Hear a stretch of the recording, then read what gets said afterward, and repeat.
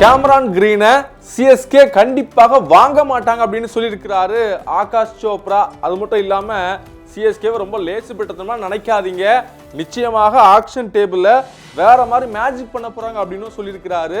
So எந்த பிளேஸ்லாம் எடுக்கணும் அப்படின்னு பேசியிருக்கிறாரு. யார் யாரு என்னென்ன பார்த்துருவோமா?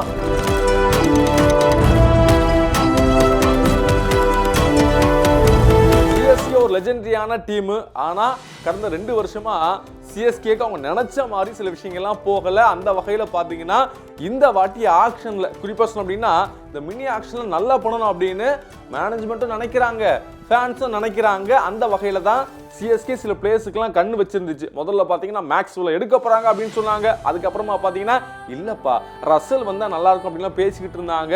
கடைசியில் பாத்தீங்கன்னா 2 பேருமே அவைலபிள் இல்லாம போயிட்டாங்க. ஸோ அப்படிப்பட்ட இந்த சூழல்ல கேமரான் கிரீன் ஒருவேளை சிஎஸ்கேக்கு வந்தா பயங்கர பவர்ஃபுல்லா இருக்குமோ அப்படின்னு ஃபேன்ஸ் எல்லாம் நினைக்கும் போது இப்போ ஆகாஷ் சோப்ரா என்ன சொல்லியிருக்காருன்னு பாத்தீங்கன்னா வேணாங்க, அவர்லாம் வேணாம். இன்னொன்னு சிஎஸ்கே அவர் எடுக்க மாட்டாங்க. ஏன்னா நிச்சயமாக அவர் எடுக்கணும் அப்படின்னா 25 கோடியிலிருந்து 30 கோடி வரைக்கும் கொடுக்க வேண்டியிருக்கும். சிஎஸ்கே அப்படி கொடுக்கக்கூடிய டீமே கிடையாது. அது அவங்களுடைய பாலிசிலே வராது. நிச்சயமாக விலையை ஏற்றி விட்டு வேடிக்கை வேணா பார்ப்பாங்களே தவிர அவருக்கு பதிலா சூப்பரான பிளேஸை பிக் பண்ணிடுவாங்கன்னு பேசியிருக்கிறாரு ஆகாஷ் சோப்ரா. ஸோ அவருக்கு பதிலாக யாரை எடுப்பாங்கன்னு பார்த்தீங்கன்னா ஃபர்ஸ்ட் சிஎஸ்கேல டாப் ஆர்டர் பேட்ஸ்மேன் நல்லாவே இருந்தா கூட நிறைய பிளேஸ் சூப்பரான பிளேஸாக இருக்கிறாங்க.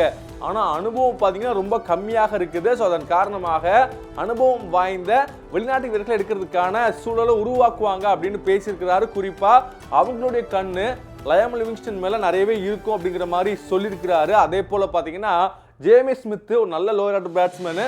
ஸோ அவரும் நிச்சயமாக ஒரு நல்ல பாசிட்டிவான ஆளாக இவங்களுக்கு இருப்பார் அப்படின்னு பேசியிருக்கிறாரு. ஸோ அதே போல் பார்த்தீங்கன்னா நிச்சயமாக டேவிட் மில்லருக்கும் போவாங்க. ஏன்னா அவங்களுக்கு ஒரு லெஃப்ட் ஹேண்ட் பேட்ஸ்மேன் நிச்சயமாக தேவை. ஸோ அந்த இடத்துல அவர் ஃபிட் ஆகிறதுக்கான வாய்ப்பு இருக்குது அப்படின்னும் பேசியிருக்கிறாரு. இன்னொன்று பார்த்தீங்கன்னா சிஎஸ்கேக்கு 4 ஓவர்சீஸ் ஸ்லாட் இருக்கு இல்லையா, அதில் நிச்சயமாக 2 பேட்ஸ்மேனை எடுத்துடணும்.